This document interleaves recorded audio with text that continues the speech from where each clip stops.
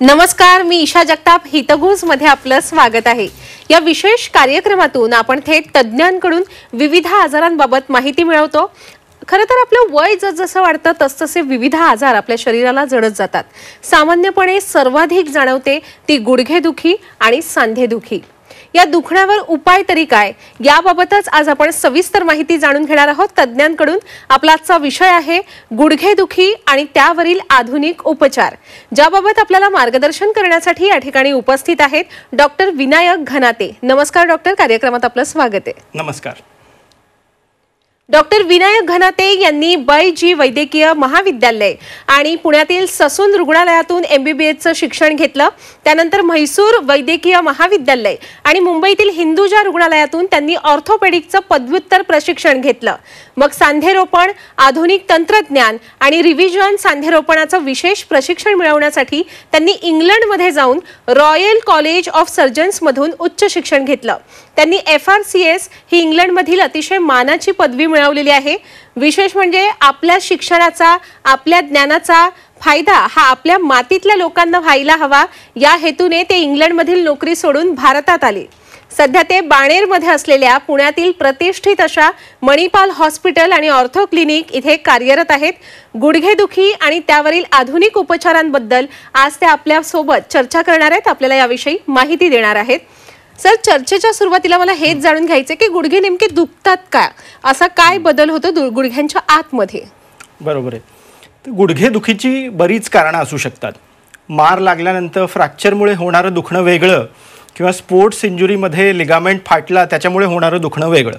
बरोबर। पण ऑस्टिओआर्थरायटिस हे गुडघेदुखीचे एक प्रमुख कारण म्हणून जगभरात आपल्या समोर येतंय सध्या। कसलं कारण, म्हणजे जे वयोमानानुसार गुडघे दुखू लागतात त्याचं?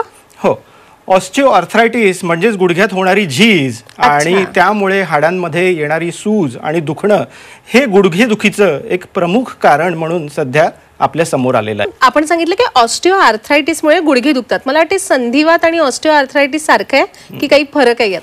बरोबर आहे तुमचं। तर संधिवात आणि ऑस्टिओआर्थरायटिस हे दोन्ही वेगवेगळे आहेत। संधिवात आणि ऑस्टिओआर्थरायटिस याच्यामधला फरक जाणण्यासाठी आपल्याला गुडघ्याची रचना समजून घेणं गरजेचं आहे। बरोबर आहे। जर का आपण इथला गुडघा बघितला तर आपलं हे गुडघ्याचं मांडीचं हाड आहे आणि हे नडगीचं हाड आहे आणि मध्ये ही खुर्च्या आणि गादीचा थर आहे, हे बाजूला लिगामेंट्स आहेत। तर ह्या सगळ्यांच्या बाजूला एक गुडघ्याला आवरण असतं, ज्याला आम्ही सायनोव्हियल कॅप्सूल असं म्हणतो वैद्यकीय भाषेत। तर त्या सायनोव्हियल कॅप्सूलवर आपल्या रोगप्रतिकारक शक्तीतले पांढरे पेशी जे आहेत ते त्याच्यावर जेव्हा अटॅक करतात, त्यामुळे त्याला येणारी सूज, स्टिफनेस आणि दुखणं ह्याच्यामुळे जो होतो तो संधिवात। आणि ही खुर्च्या आणि गादी यांची जी वयोमानानुसार होणारी झीज आहे तो म्हणजे ऑस्टिओआर्थरायटिस। हा यांच्यामधला मेन फरक आहे। वयोमानानुसार ही झीज होते असं आपण म्हणालात, मग ऑस्टिओआर्थरायटिस पूर्णपणे बरा होऊ शकतो की तो म्हणजे सुरूच राहतो?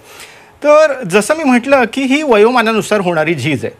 तर हा खुर्च्या आणि गादीचा जो थर आहे तो साधारणपणे आपण लहानाचे जेव्हा मोठे होतो त्याच्यानंतर परत नवीन तयार होत नाही आणि एका ठराविक वयानंतर त्याला होणारा डॅमेज किंवा त्याला होणारी दुखापत ही भरून पण येत नाही। तर ती जी खुर्च्या आणि गादी आहे ते आपण आयुष्यभर खर्च करत असतो, रिटायर झाल्यासारखं येते। आणि जेव्हा हा खुर्च्याचा आणि गादीचा थर कधी ना कधी संपणार तेव्हा हाडाला हाड लागणार आणि आपल्याला दुखणं येणार। एकदम सोप्या भाषेत जर का आपल्याला याला कशाशी कंपेअर करायचं आहे तर हे केस पांढरे होण्यासारखं आहे, की ज्याला कुठलाही नियम नाही की याच वयात हे पांढरे होतील आणि याच लोकांमध्ये पांढरे होतील किंवा याच गतीने ते पांढरे होतील। तसंच आर्थरायटिसचं आहे, ही झीज सगळ्यांना होते, फक्त ती प्रत्येकाला होण्याची वेळ वेगवेगळी आहे। बरोबर आहे सर, पण ऑस्टिओआर्थरायटिस हा पूर्ण बरा होऊ शकतो का, हा प्रश्न आहे।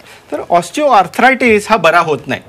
जसं पांढऱ्या केसांना आपण कुठलंही औषध देऊन थांबवू शकत नाही, तात्पुरता आपण उपाय तर करतोच की। हो, तर पांढऱ्या केसांना आपण कलप लावणार हे सगळं टेम्पररी।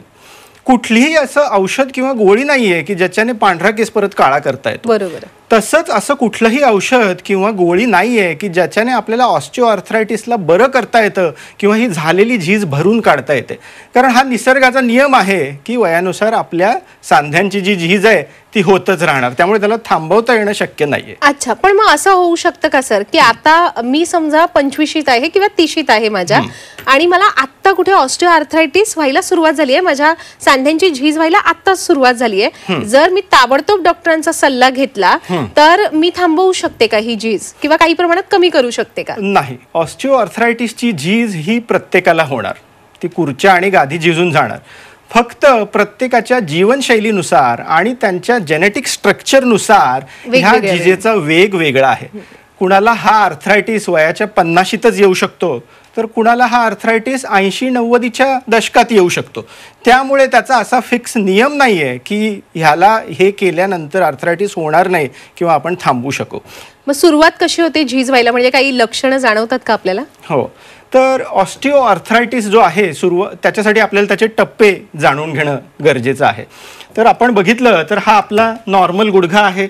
जेव्हा या खुर्च्या आणि गादीची झीज व्हायला लागते तेव्हा साधारणपणे त्याच्यामध्ये असे चेंजेस दिसायला लागतात की खुर्च्याच्या खालचं जे हाड आहे ते दिसायला लागतं आपल्याला, आणि ही बाहेर दिसतं. हो, आणि ही झीज जेव्हा पूर्ण होते तेव्हा खालचं जे हाड आहे ते ह्या नडगीच्या हाडाबरोबर घासायला लागतं.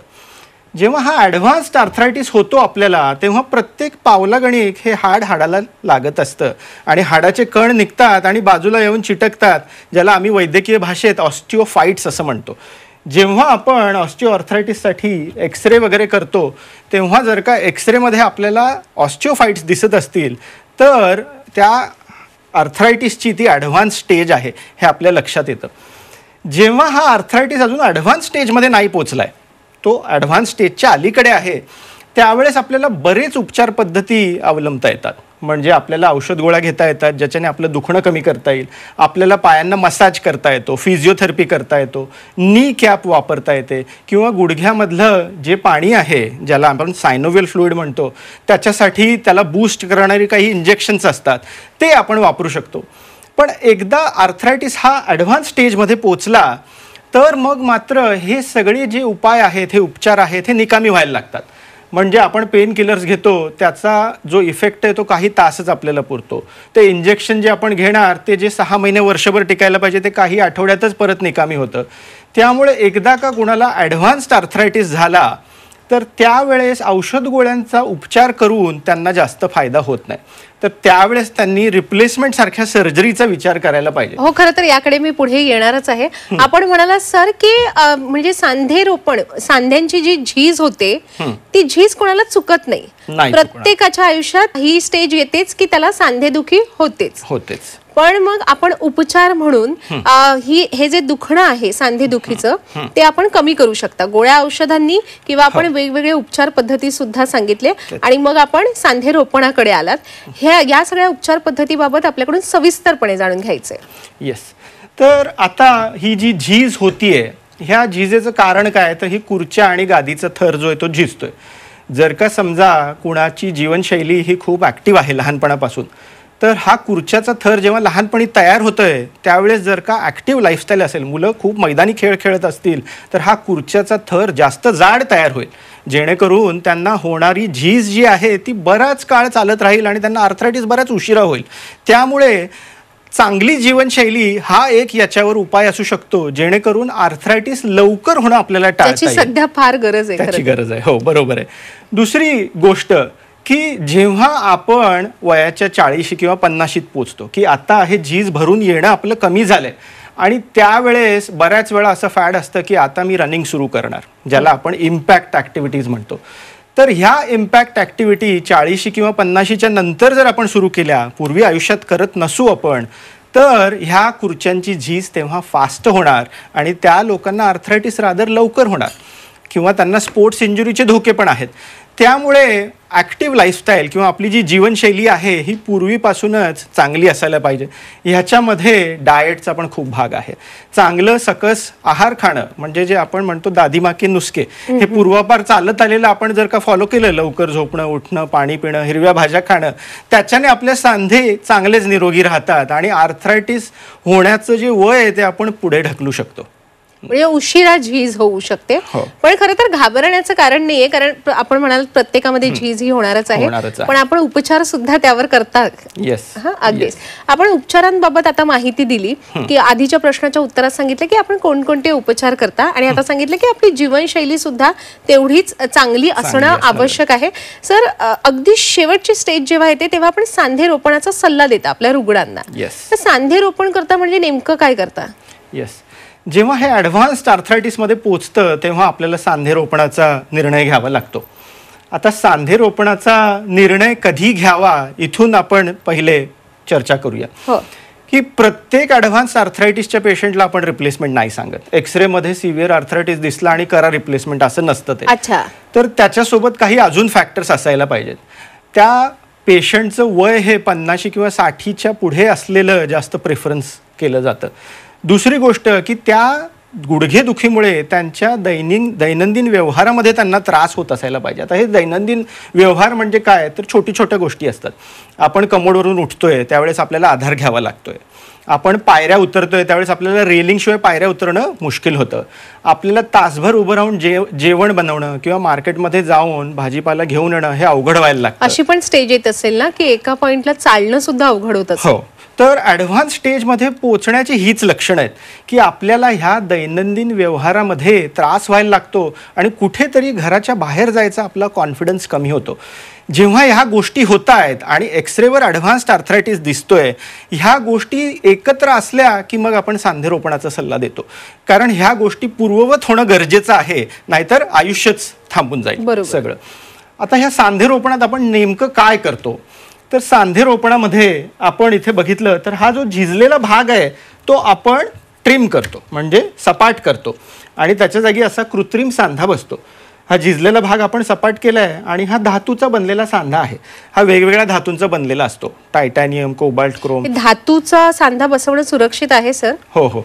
तर हे जे धातू आहेत हे खूप ॲडव्हान्स्ड मटेरियल्स असतात. टायटॅनियम हा धातू त्याचं हाडाबरोबरची इलॅस्टिसिटी खूपच जवळ असते, त्यामुळे तो आपल्या सांध्याबरोबर लवकर एकरूप पण होतो. त्याच्यावर हे हायली क्रॉसलिंक पॉलिथिलिन किंवा प्लास्टिकचं थर असतो आणि इथे मांडीच्या हाडावर पण असाच धातूचा थर आपण बसवलेला असतो. आणि ह्या सगळ्या बदलानंतर आपल्या सांध्याची मूवमेंट जी आहे ती परत पूर्ववत होते. आता हे जे सांधे आहेत मॉडर्न सांधे, ह्यांचं आयुष्य खूप जास्त झालेलं आहे आता, कारण ही जी ॲडव्हान्समेंट होती आहे त्याच्याने ते बरेच काळ टिकतात. त्याच्याने गुडघ्याची जी आपली मूवमेंट आहे ती पण साधारण किती वर्ष टिकतात? हे जे मॉडर्न सांधे आहेत ते 20 वर्षाच्या पुढे साधारणपणे आरामशीर टिकतात.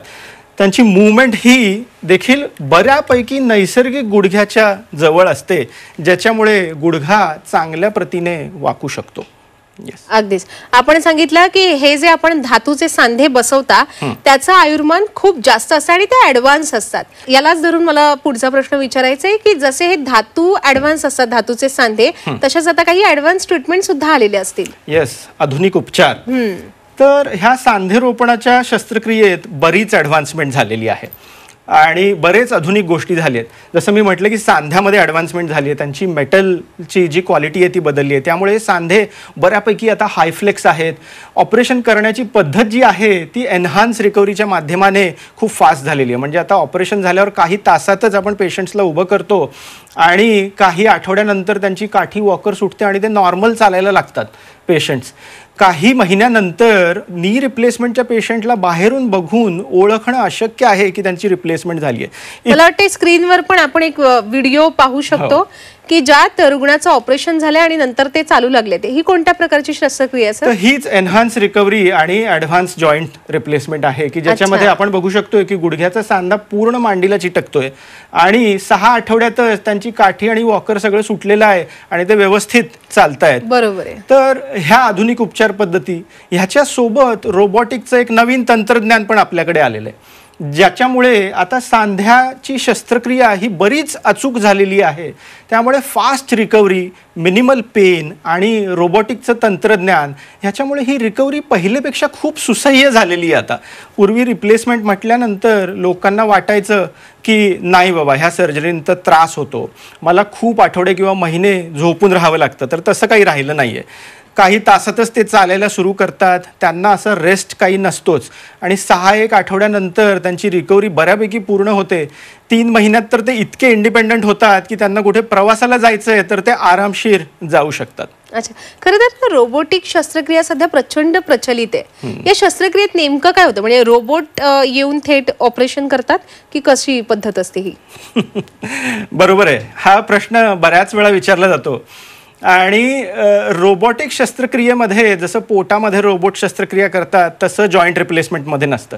सांधेरोपणामध्ये रोबो हे सर्जनला रिप्लेस नाही करत, तर सर्जन हेच शस्त्रक्रिया करतात आणि रोबो हे त्यांच्यासोबत त्यांना रिअल टाइम गाईड करत असतात. डॉक्टरांसोबत रोबो पण असतात. अच्छा, सोप्या भाषेत आपल्याला समजून घ्यायचं असेल तर आपण गाडी चालवतोय आणि GPS वर आपण गुगल मॅप्स लावलेले आहेत. गुगल मॅप्स आपल्याला रिअल टाइम सांगतात की 100 मीटरवर उजवीकडे वळा, मग डावीकडे वळा. तसंच ह्या सर्जरीच्या वेळेस रोबोट आपल्याला अचूकपणे सांगतात की हा कट इतक्या मिलीमीटरचा घ्या, इतक्या अँगलला घ्या. समजा तो कट परत रिवाईज करायचा आहे तर आपल्याला रिअल टाइम स्क्रीनवर कळतं की हा कट आपल्याला परत रिवाईज करायचा आहे.